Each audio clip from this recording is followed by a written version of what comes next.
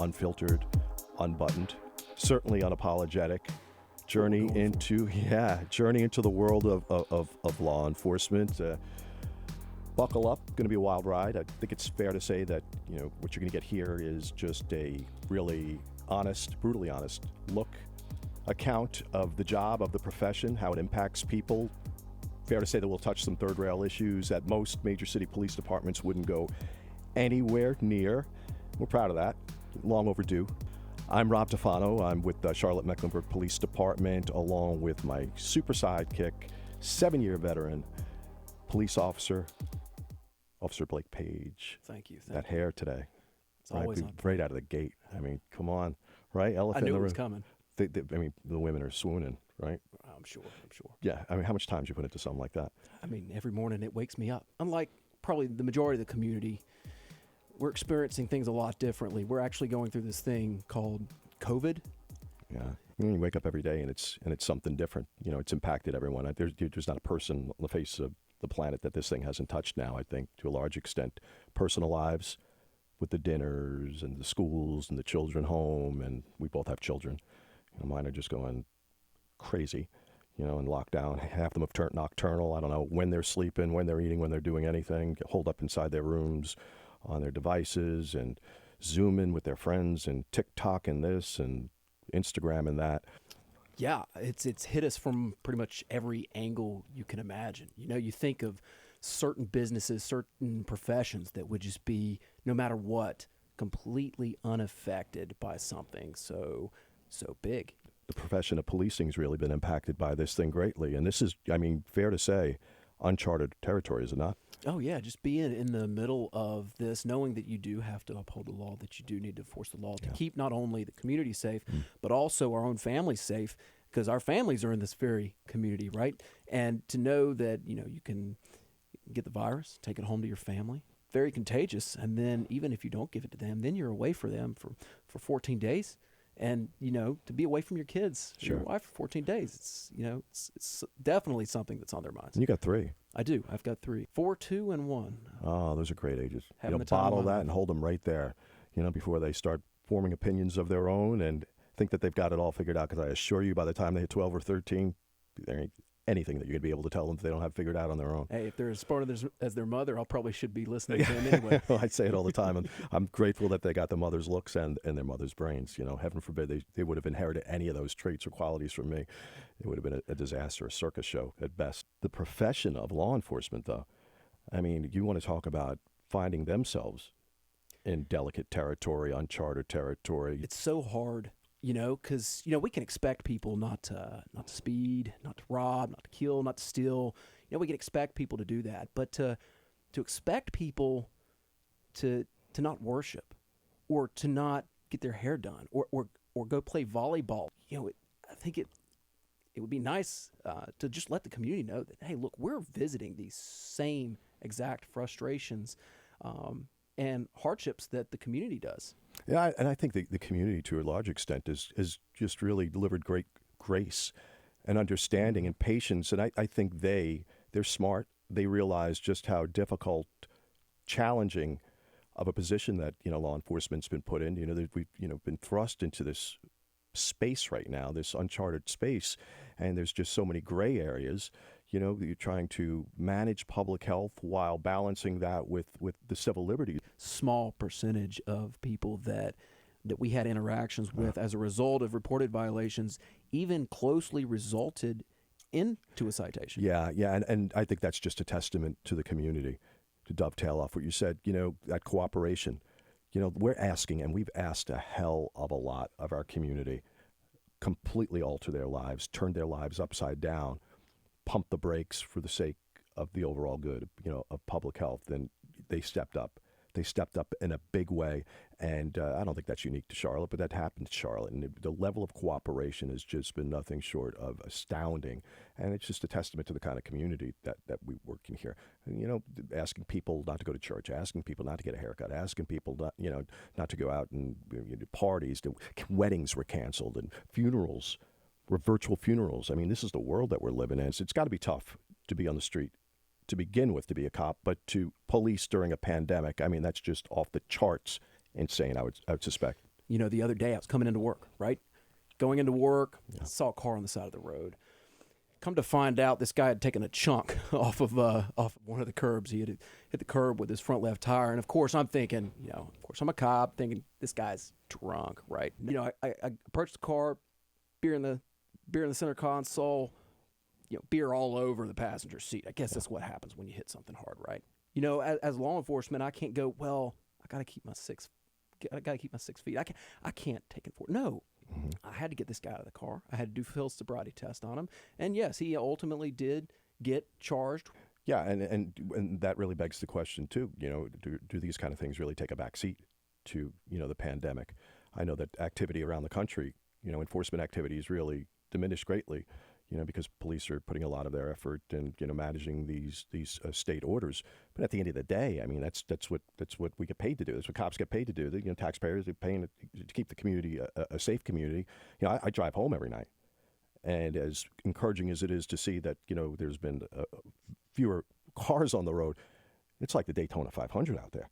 I mean, the moves that people are making in and out, probably under the assumption that there's going to be very, very little retribution if they do speed. But I've never seen anything like it. You're risking life and limb every time you put the key in the ignition and try to haul your rear end home. Even though we've had to take a backseat on some things, I can guarantee you they're still out there keeping the community safe. And you know what? Those should be the expectations of the community, and that should be what our men and women out there on the front line are doing. And you throw this COVID thing on it now, and then we're off to the races in completely different directions. I was talking to a cop the other night, one of the officers that were impacted here that tested positive for COVID. And thankfully, he's back on the job. Big, strong, burly guy. I mean, I wouldn't want to meet up with this guy if he was ever pissed off, because he was a tough cookie. And he was very open about it, about how, fearful he was that this thing was going to take his life. This guy could have knocked out 10 men and thought he was going to be taken out by a virus. Took him 6 days to even get a diagnosis, because he got it early on when testing. There was a little lag in the results coming back on testing. Bigger takeaway that I had out of that whole thing is as difficult and as just worrisome as that was for him, waiting for this to happen. What was more concerning for him, and this really struck me, is how he was going to be received when he came back to the job. Almost like people knew that, he had this scarlet letter attached to him right now, this stigma, like he was some kind of leper, and people were just going to steer clear of him. I mean, so concerned about that, to be quite honest, inside baseball, this guy was going to come on the podcast today, and I detected some apprehension in his voice. I said, I'm not going to give his name. Let's unpack that, man. Where you at? He goes, dude, I'll do it, but here's the thing. And I don't want people seeing me that way. Thankfully, when I did come back, they embraced me with open arms. He went to give him the universal elbow bump that that we seem to all be doing now. And they said, "No, BS, man, enough with the elbows." And they hugged him and brought him in, and it practically brought this burly man to tears. But I think he's more concerned now with how the community may see him when he's back out in there in the community. Oh, that's the COVID cop. That's the guy that tested positive for COVID, like he's some kind of leper. Just like cops need another thing right now to manage in their assignments. It was just very striking. If you look down deeper into that desire to not want people to know that really just shows you this guy's heart for the community. He wants to be out there. He wants to be helping the community, and he doesn't want the fact that they know that he had COVID to keep him from being able to interact with them and impact their lives. Yeah, it's telling. And he told me straight up, and I'm sure not overly sensitive kind of guy, and it wasn't hyperbole. He goes, that was one of the worst things I've ever gone through in my life. I thought that thing was going to kill me. Yeah, I think a lot of times, the majority of the times, when you see a law enforcement officer almost seemingly unaffected by pain or unaffected by life, a lot of what you're seeing is that officer trying to exude a confidence, to display a level of, ma'am, I'm here to help you. Sir, I'm here to help you. I can't show a weakness, because then you might not believe in me as much, or I might not be able to bring you up to a point where I'm helping you. A lot of times we suppress a lot of our emotions, and it can have devastating effects. It's like, I'm not going to take it home and discuss everything with my wife, especially not with my kids, right? I want to shield them from seeing some of the things that law enforcement has to see on a daily basis. Yeah, I remember when I was back, NYPD officer, several years back. And, the things that I would see and have to manage. And I remember coming home day after day after day, and it was like Groundhog Day. You get in and I just would get off, take my coat off, drop my bag, and just really just shut down and grumble. And, whether it was my wife or my girlfriend at the time, trying to pull it out of me. And it wasn't that I was being evasive or, being, crappy about it or anything else like that. I'm with you. It's bad enough that I had to manage it, that I had to see it. I don't want anybody else to have to relive what I just went through. So, some could interpret that as being standoffish. Absolutely. But there's a lot of that. I know a lot of guys like that. I'll never forget. There was a situation. I do a lot of training out of the state, and had a bunch of seasoned, grizzled investigators in the room with me, and about 15, 20 of them. And one guy was sitting in the corner. I'll never forget this guy, Tony, sitting over in the corner. Lieutenant, just a smart guy, knows the job, grizzled, seen and done a lot of things. And we were talking about just how difficult it was pulling people into the profession. And I asked, the room, how many of you would encourage your children to get into this thing? Put your hands up. Not a single hand goes up. And that was, first of all, that was really telling to me, and it really underscores just how tough of a position it is to sell right now, the profession of law enforcement.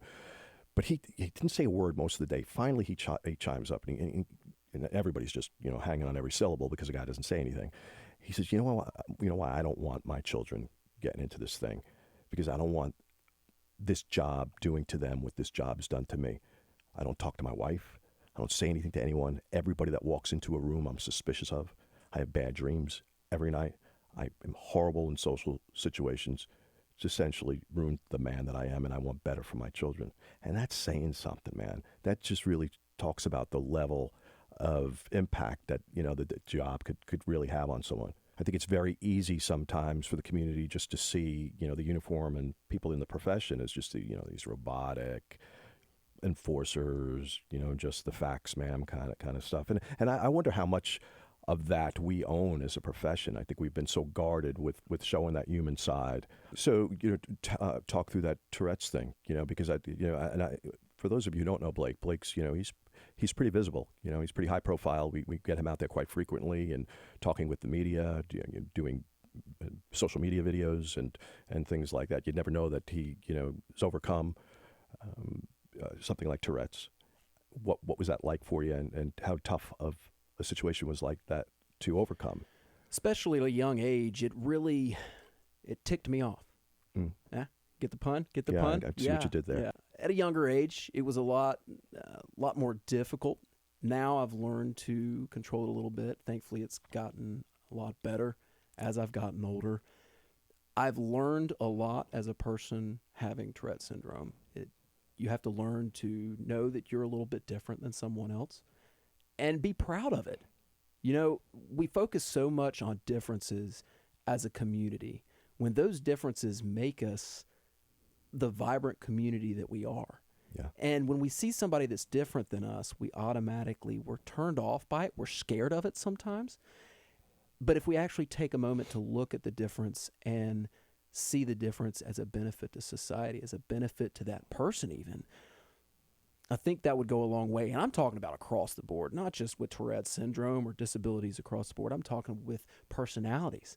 But it really developed the person I am today. It's given me, more confidence. And I tell you what, even without the Tourette syndrome, I would probably not be sitting here today, because inside I'm not as confident as I probably exude sometimes. Yeah, I think that would surprise a lot of people. I know I've gotten to know you pretty well, and that doesn't surprise me. And I don't know if it's if it's a confidence thing. I just think it's a preparation thing, and I respect that. Right. There's definitely value in being prepared and having structure and everything like that.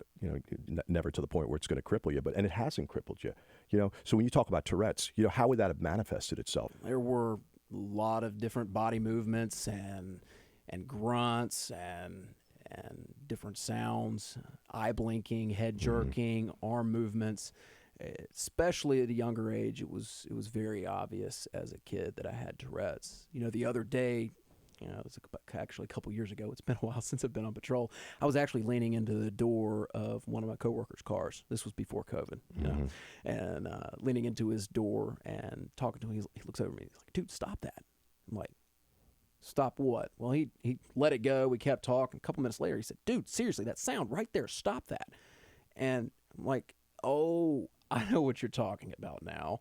My Tourette's, it had become so ingrained in me that I had no clue. I mean, this is a shocker. A routine guy, I just thought you kind of just, flew by the seat of your pants, Blake. Well, I joined this profession because I just like the facts, ma'am, or in this case, sir, I apologize. Yeah, it's running, and Blake's been part of our team for some time, and he's really elevated our team to tremendous lengths that we never even knew possible. Come on. If somebody else was sitting there, I'd say the same thing. So that's my standard go-to. Of course. We'll veer off left a little bit now. We talked about COVID, elephant in the room, and needless to say, that's a topic on everybody's mind, and it should be for good reason. No less of an important topic is crime fighting, right? Violent crime in particular. And we referenced earlier that it doesn't take a social distance to violent crime. It's very well and alive, sad to say, especially recently. It was just, not too soon, maybe a day or a couple of days ago. We had to get out there in front of the media to talk about some recent shootings that we had. It was like a week stretch, 7 or 8 day stretch. We had 32 shootings in 7 or 8 days. 11 people clipped, 11 people. Thankfully, none of them lose their lives. And I remember we put out when there was so much internal conflict about whether we should put it out. It was a pretty wicked shootout up in North Charlotte in an apartment complex parking lot. 3 people in a populated parking lot. More than 45 gunshots exchanged between these 3 people. One person shot, thankfully pulled through, non-life-threatening injuries. A multitude of apartments that were shot into. You had kids that were out there not too long before the shooting erupts. Broad daylight, big wheels out there, tricycles out there, women, children, the whole gamut. This is somebody's community. I'd love to say that this is unique, that this is a just an anomaly, but this is something that's happening far too frequently. We warned the community, though, that we cannot keep it up at this clip.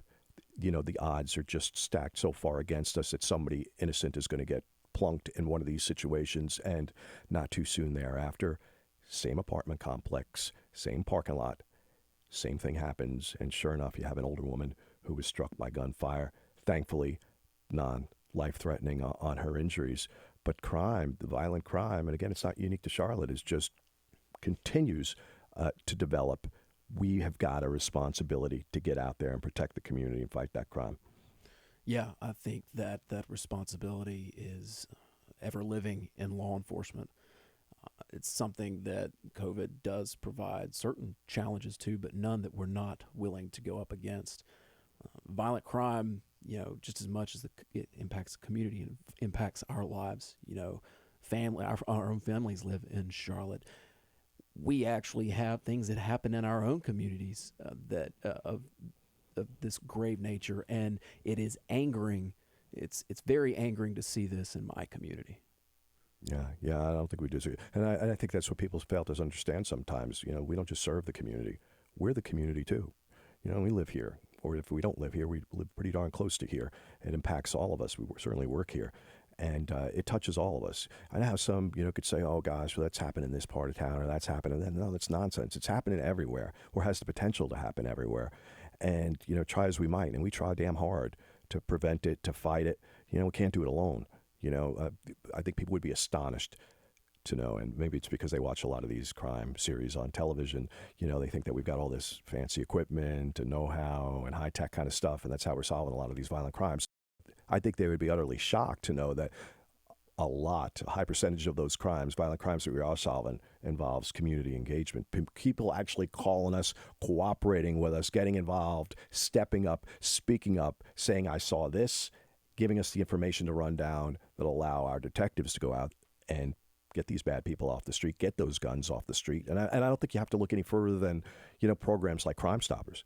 The Crime Stoppers, just the month of April alone, 252 calls to Crime Stoppers, for a variety of different tips, information, multitude of different crimes, 30 arrests, robbery suspect, assault suspects, people toting around guns that were felons, pulled 9, if not 10 guns off the street alone, just in April alone, through Crime Stoppers. And those are the kind of things that the community probably doesn't understand, really make such a tremendous impact when it comes to preventing and fighting violent crime. 704-334-1600, 704-334-1600. That's the number to the Crime Stoppers tip line. Didn't want to walk away, though. There's always surprises, right? Right? I mean, just that's so organic. Tommy This on thing's the right. spot. We just happen to have a seat here. Oh my gosh, why would they have a seat sitting there, right? We do have a pop in, and let me get up out of his way before guy's like a bull. He's going to run me over like a bulldozer. Let me get out of the way. And we'll introduce somebody to you. Bear with us, the magic of podcast.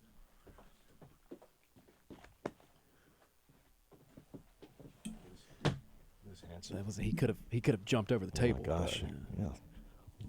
For those at home that are listening, Officer Tom Hildebrand, what a great guy, 13-year veteran. I like what you guys done with the place. Well, Tom's been with us 6 months. Yeah, about 4 or 5. All right. Great guy, part of the communications team, been with the organization for 13 years, just really hit the ground running. He, like Blake, doing working with the media, doing a lot of social media videos. Tom does, really creative kind of guy, younger cut of officer that are really starting to emerge in the profession right now. So exciting, that energy that guys like you and Blake bring to the equation. Tell us about you, a little bit about you.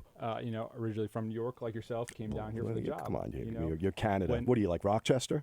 Yeah, All right, upstate, yeah. Western New York. If we really get talking, me and you, Blake won't be able to understand what we're saying. Well, so, I will say the guy's got a bocce ball court at his house, so if that means anything, hey, tell them. Are you comfortable telling them about the story? Yeah. Tell them about we you. can do that. You got 3 kids, right? Yeah, 3 kids. That's the setup. 2 boys and a girl, and got a call from the wife the other day that the 7-year-old got hit in the head with a bocce ball. And I'm like, how does that happen? Hit in the head. Well, the 2-year-old, strong enough to hold up that bocce ball and threw it at the 7-year-old. Part of me wanted to give the 2-year-old fist bump, like, hey, nice throw there. But at the same time, hey, we can't be doing that. So 4 stitches later, there's that story. So I don't know what I'm really more puzzled by is that how a 2-year-old could throw a bocce ball that hard. That's kind of unusual. What's even more unusual is who the hell's got a bocce ball court in their yard? Hey, I'm from New York. How could you not have a bocce ball? I mean, bocce ball is like a staple of New York. Yeah. So you come down here from New York. I know you went to SUNY Brockport. Yep. That's a story for another day. Heard a lot about that school, Tom. Did they drug test you before you came on? There won't be any stories from SUNY Brockport on this podcast. Did they ask you about that in your background? I heard a lot about SUNY Brockport. I think those interviews are classified. So. Came down here. You bought a farm or something. So he comes down from New York or Canada, if you want to consider Rochester, New York. Comes down and wow, a bail shot right there. And buys a farm. Own some acreage out there, and we have some animals. That's my wife's thing, not mine, but. Happy wife, happy life. Yeah, so. Amen. No, you got like 11 chickens. You got a couple of ducks. You don't want to tell the duck story, do you? Nope. Man, he keeps bringing up all this stuff that I can't say on air. I might start my own podcast with stories from Tom or something like that. But yeah, we got chickens, ducks, we got a pig. And just living. I'm a city boy, trying to live the country life. Oh, I mean, I'm just thinking, from a television standpoint, the reality show that we could put together on something like this, right? Yeah. Yeah. Right? Yeah. Tommy One taking his farm or something like that, And just a duck. We can't go into the duck story, but that could be a segment just alone. I know there's probably children listening. Yeah. If anybody's, maybe nobody's listening, so maybe we should. You had one video before that. You told kids to get out of the room. So if we keep talking about this, we're going to have kids leave the room for the whole podcast. So. Interesting. You do really have an interesting kind of setup. 3 children come here from New York. You settle down on a farm, which is a complete departure from life up in New York. I could attest to that. Many farms around where I'm from. Yeah, there were a lot of farms where I'm growing up in New York, but that was not me. I was born in the city and raised that way, and so it's been an adjustment. But to me, it's an important aspect of separating work and home. So you get up, you milk the cows and stuff. What's going on over? No, nothing on the compound. Nothing like that. I can't take credit for the animals. That's really my wife's thing, and she takes care of them, and I just supply the funds. Yeah, married for. It'll be 9 years in about a month. You have an interesting story about how you met your wife. Yeah, I guess. You comfortable? Some people consider that interesting. I think it's interesting. I think it's a little against the grain. Tell people how you met.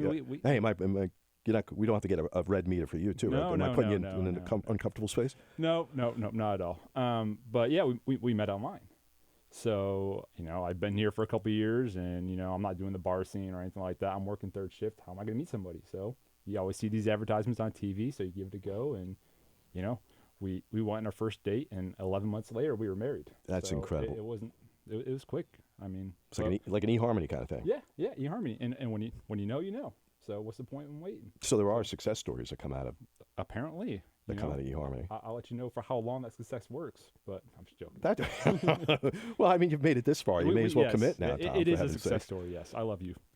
It's my wife, not Rob. You know, there could be some really heavy editing on the back, just in the interest of self-preservation man. and salvaging the little bit of a marriage that Tom's probably going to have left by the end of this thing.